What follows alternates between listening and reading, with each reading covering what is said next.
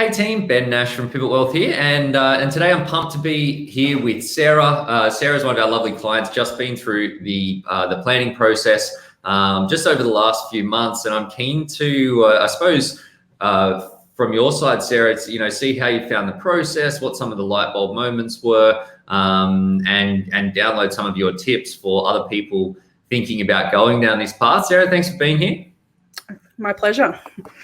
Well, look, I'm keen to sort of chat about the process, but I think a good place to start is if maybe you could just tell us a bit about how life was before you came in to see us. Sure. So, owing to certain circumstances, I ended up with a sum of money, and I guess I was a little bit uncertain about what to do with that, but I knew that I didn't want to just see it frittered away. So I had a time where I was indulging a little bit, which was fine, but I didn't want to kind of keep that up. I wanted to make sure I was managing it properly so that it was working the best it could for me going forward. Yeah, and so, what were the... Sorry. No, that's right. Yeah, just the key thing was feeling a bit uncertain about where to go with that. Yeah, and what were the biggest sort of challenges or frustrations for you around that? I didn't know much about, say, investing or in the stock market or working with shares, and I knew that I wasn't the type of person who was going to spend a lot of time sitting down and figuring that out, because that's not where my key interests lie. Yeah. So, and also what would be actually the best decision. I had an idea that maybe that was good, but I wasn't sure that it was the absolute best thing. So I wanted to also find out about, what were my options. And what was the prompt though? What was the thing that the catalyst for actually doing something about it? I'd been thinking about it for a while, and another family member had also talked about investing, and the person I had received the money from had also kind of mentioned that previously. And then I was a student at General Assembly last year for a while, and so I've been on their mailing list with talks and things like that. Mm-hmm. And a prompt came up for one of your talks that you did there. I tuned in, and I liked what I heard. And I was like, okay, maybe this is a sign that it's going to get moving on this at last. Yeah, sometimes you just get a bit lucky with that stuff, and I think for a lot of people that it's often something, we think about money a bit because we've all got money, and especially the sort of position that you're in where you've got it, and whether you get it. Whether you build up your cash through savings, or if there's another sort of windfall or whatever that comes through, that sometimes it's easy because life just sort of gets in the way that it's easy to not make it happen. But sometimes it is that almost like a bit of fate where we see, okay, this is, it's in front of you, so take that step. But I think you got to pick up on those opportunities when you can. Tell us, Sarah, we obviously covered quite a lot of ground in that planning process. What were the top sort of 2 or 3 things that you feel had the biggest impact for you?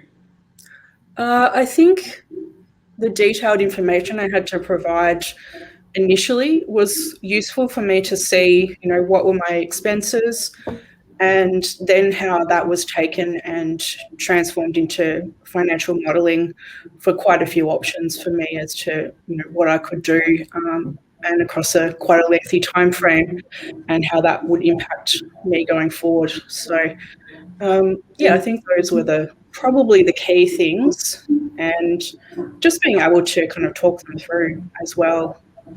Yeah, and tell us a bit more about the scenario planning. How did you find that, and what was the sort of the impact for you? I guess it was a little bit, not shocking, but maybe a little bit startling to see what a big difference it could make that I had started this whole process. And by investing in different ways, that I would be able to really make the money work for me a whole lot better than I would have if I just left it sitting in the bank as it was. Yeah, and what's been the impact then of that coming to that realization?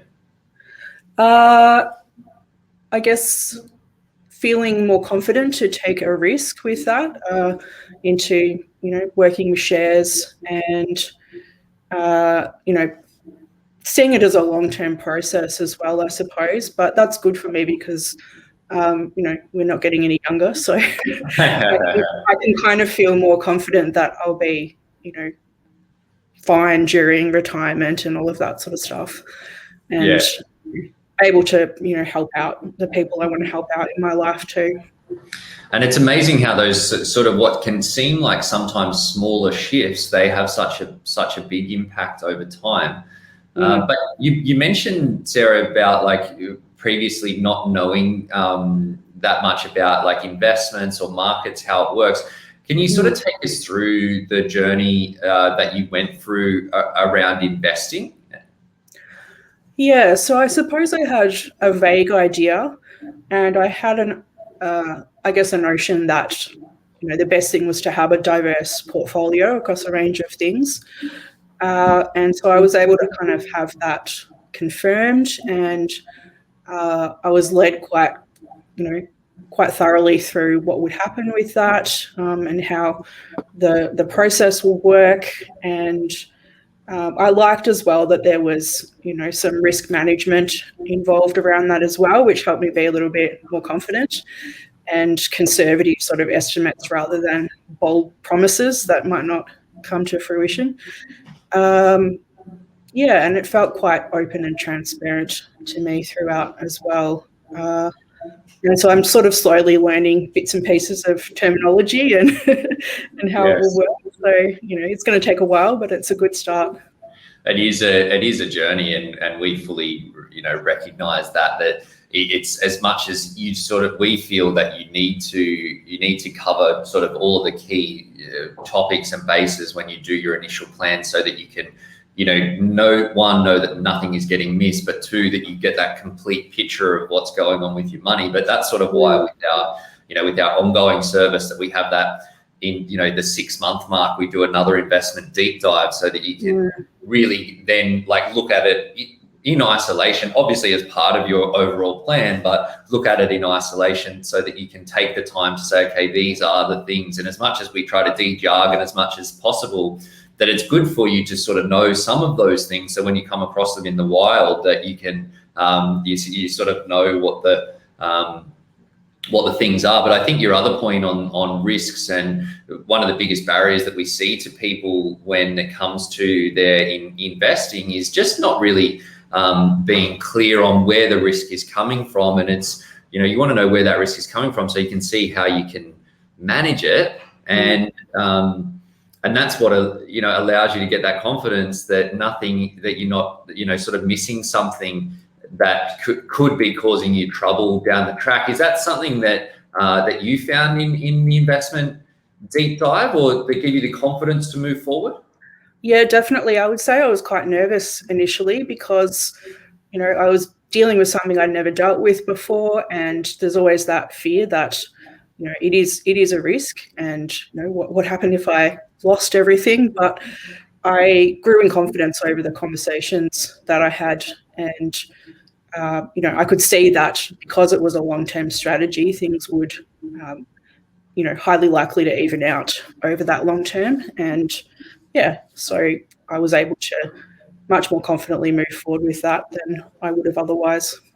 That's it. Like, time sort of de-risks a lot of risk when it comes to investing, but we find that the bigger your sort of nest egg gets, that the harder it is to get the confidence to pull the trigger without having someone with a professional look at things and say, actually, no, here, there's nothing that we've missed. It's going to cause us trouble down the track. Yeah, that's right. Sarah, how are you feeling about your money now compared to how you were feeling before coming to us? I think I've got a lot more certainty around it, and I feel confident that there's a good team from Pivot that have my best interests at heart, and I felt like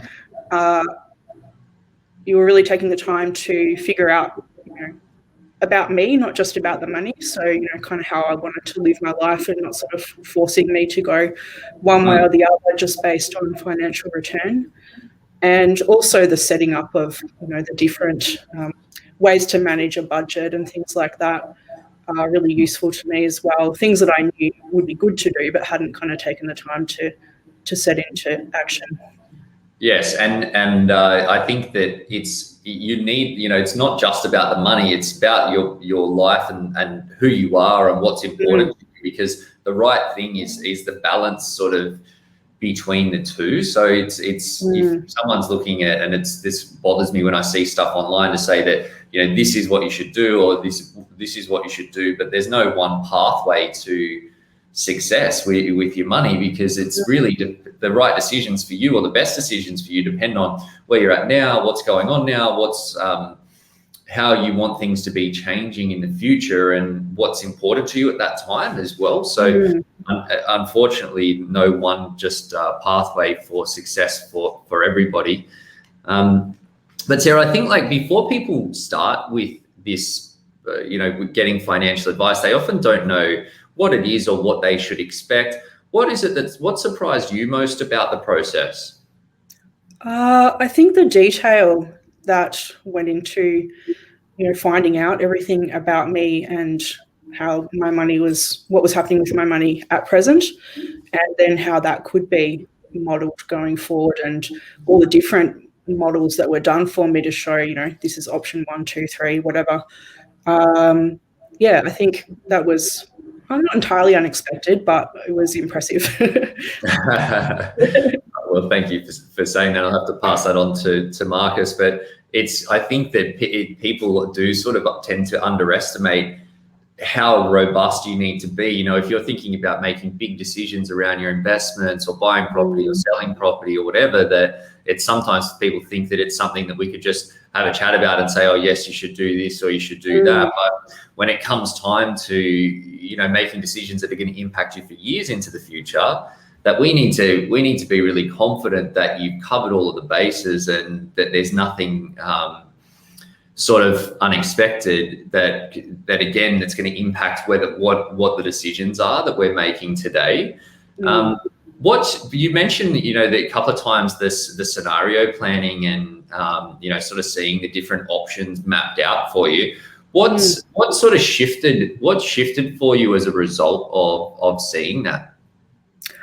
I guess the level of risk I was willing to entertain, and also the fact that I could choose one path at present and then, potentially kind of rethink that in a few years' time. That was one of the things we talked about as well, if I decided to go in a slightly different direction.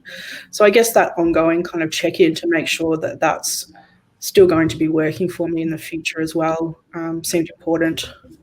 Yeah, I think that you want to make sure that you're thinking 2 steps ahead and making some decisions now that are smart, but knowing that if and when things change, that you're not going to stop yourself from doing anything that's important to you then. But having that flexibility in there as well. But I'm keen to pick up on what you mentioned, because I think you're, when coming to see us, in a similar position to a bunch of other people in the past in terms of your approach to risk. So can you tell us a bit more about you mentioned that you had a shift in I suppose, the level of risk or the type of risk that you were prepared to include in your plan? I initially would have thought probably to invest a lot less and to perhaps invest in a more secure sort of way, whatever that means. So I, as the process was explained to me more and I was sort of shown how it would be invested, I became more confident that I could actually invest more than I'd initially thought to, and could go up that sort of level of risk, because in a way it's actually not so much of a risk. Yes, I think it's natural, like especially when you haven't had heaps of experience investing, like the majority of people that we talk to, that you don't, you feel conservative because you feel that you should be conservative. But comment was a perfect point, that it's like, what does that mean? What does that mean? You know, and when, you know, one of the things that we see a lot is that we go, okay, well, here's, you know, big company risk versus small company risk. Here's how we can reduce risk through diversification. Here's a, you know, passive risk versus active risk. And when you go through that journey, then you see, oh, actually, you know, yes, of course, there's timeline risk, which we know that there are going to be periods like what we saw in COVID. You know, share markets are down, you know, 40, 50%, or that will happen again in the future for sure. But so long as we're confident that capitalism will continue to reign, that you know, depending on how you structure your investment portfolio, you can have that sleep at night factor, knowing that, you know, your money is doing what the markets are doing, and that's going to deliver for you over the medium term. Were you surprised, Sarah, in seeing that, like what the impact was of the, you know, I suppose the compounding of things over time? Yes, I was. I knew it would have an impact, but it was quite significant, the difference between those risk options. And, you know, given that potentially I want to do something with my money down the line to kind of help people in the community, that was kind of important to me, that I might be able to have more potential to do that down the track. And yeah, I think, you know, I had an idea about the market. I know it ebbs and flows, etc., but it was illustrated really clearly to me during the process, just exactly how that works. And, you know, also the fact that you can shift to a more secure option at a later date if you feel like you need to. Yeah, that's right. I think that people are often surprised about the flexibility that you can have. You obviously need to choose carefully, because there can be periods where changing things is not a good idea, but knowing that it's what we do today doesn't have to be what we do for the next 20 years is, you know, again, it gives you, all sort of ties into that confidence to make things happen. Tell us, Sarah, if you just chose to go it alone and didn't get help, what would be different for you now, do you think? I think I would have had to put a lot more personal time and energy into actually figuring out what to do, which I probably wouldn't have and still ended up with anywhere near the experience and knowledge that your team has. And I think I would have been much more conservative in the amount that I invested and where it was invested. And what do you think now, having seen what you've seen, what do you think that the difference would be for you over the sort of the medium to longer term as a result of that? I think not necessarily a big change in my lifestyle or anything, but just, yeah, more confidence that I've made good decisions going forward. And gosh, there's something else I was going to say and it's disappeared out of my head. I think that confidence, though, is not to be underestimated. And like you say that, you know, when you can park, you know, you go through the process, then you can just park that, and you know that you've got, you know, you've done the very best things for you, you've made the right decisions, and again, then you can focus on the things that you enjoy or are passionate about or want to allocate more time to than, you know, being in the weeds with your money. Tell us, Sarah, you know, now having gone through the process, what sort of situations do you think sort of lend themselves to having a financial advisor? Like, when should someone be looking for advice? Obviously, definitely when you're in the situation that I am, because I think, you know, you can go one of two ways. You can either do that and do what I did and get the money working for you, or you can just kind of let it fritter away and then possibly regret not having thought about it more closely. But I would say also, you know, potentially people who just have some difficulty managing their money or want to save for a really important goal, like, you know, purchasing properties or something like that. I think there'd be a whole bunch of reasons. It would just kind of depend on your ability to engage the advice and, yeah, how much you wanted to kind of put that effort elsewhere as well. Yeah, and how much help, like whether you're the type of person that can do it yourself, or is it something that's just going to sit on your to-do list for that magical tomorrow that just never comes. Yeah, that's right. I think that people are often surprised that, you don't necessarily need a massive lump of cash to get an advisor. Obviously, if you're at a key decision point, then there's a clear thing there. But also, it's we see from other people, it's what helps you get there sooner as well. Tell us, Sarah, if someone listening in was thinking about getting help with their money, what would be your tips for them? I think, well, one of the things that appealed to me about Pivot was that there was an upfront fee, which was really clear and transparent, and there were no kind of kickbacks happening. And I also appreciated that, let's just say that it was a more diverse team, and didn't sort of fit the mold that we might have in our heads, or stereotypes we might have in our heads about. What do you mean? What do you mean, Sarah? Yeah, what could I possibly be talking about?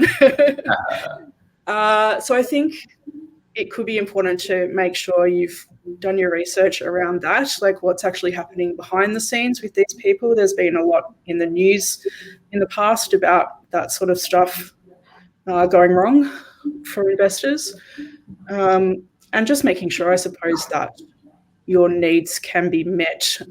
For me, one of the things was to be careful not to invest in certain areas that I don't agree with morally, like fossil fuels and gambling, and that was taken into consideration by the team as well. Yeah, I think it's you've got to find that, I suppose, the approach that gels with you. What would be? You mentioned a couple of things there around fee structures and how, I suppose the diversity in a team. But what would be your tips for how to choose a financial advisor that's going to deliver the outcomes that you want? Well, with you, I'd heard your talk, and then I did more research myself, kind of looking into what was on your website, what was said about the team and the backgrounds of the team. And for me, I think it just resonated, so it kind of came together fairly easily. But yeah, I would suggest not just going on what they say about themselves, looking a little bit further into what people have said about them.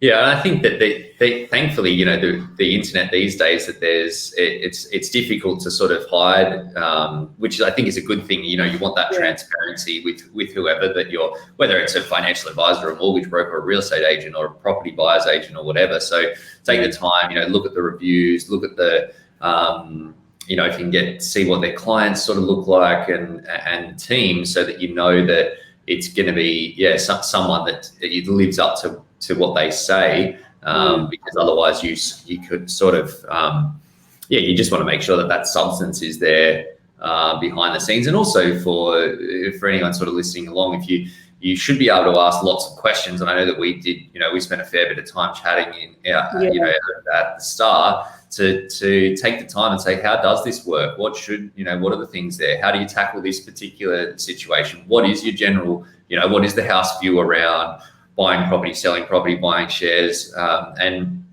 the professionals will give you the time to do that, and should be able to answer your questions in a way that makes you comfortable to move forward. Yeah, Sarah, sorry. I was going to say, last question I got for you is that, obviously you pay a fee to, go through this advice process and to work with us, on an ongoing basis. In your mind, what makes those fees worth paying? Some of what you just said in terms of the availability of, I know I can kind of reach out and get a response anytime I want about, questions that I might have. The in-depth kind of planning and workshops that go on around different aspects, such as tax and inheritance and that kind of thing, estate planning, sorry. And I think, to have that transparency as well, to know that it's above board, and so to speak. And what else? Yeah, I guess it just helps me maintain that sense of confidence for now. And I also know that, if for any reason things should change and I'm not happy, that I'm not locked into it. I can also kind of, drop that going forward if I want to, although I hope not to in the near future. Yeah, and I think that that's something that, again, for people to look out for. If you're using, one of the big reasons we do the fee model the way that we do is that you're not. It's not like you come to us for a particular product and then you're locked in, and it makes it difficult if you did want to manage things on your own, or if your situation changed in a way that meant that you wanted to change things up. That I think that where you can run into trouble and get not as good an outcome over the longer term is if there are those conflicts exist. And certainly from the peace of mind point of view, it's part of it as well. But look, it's great to have a great plan, but as well as I do that the next 12 months probably aren't going to play out exactly the way that we've projected in our spreadsheet. That if the last 12 months have certainly shown us that. So yeah.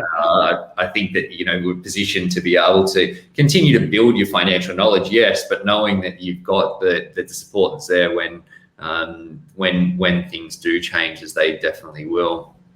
That's right. But Sarah, thank you very much for taking the time. I appreciate you sharing your tips and experience, and looking forward to seeing it come together over the next little bit. Yeah, same. You're welcome. Thank you. Cheers, Sarah.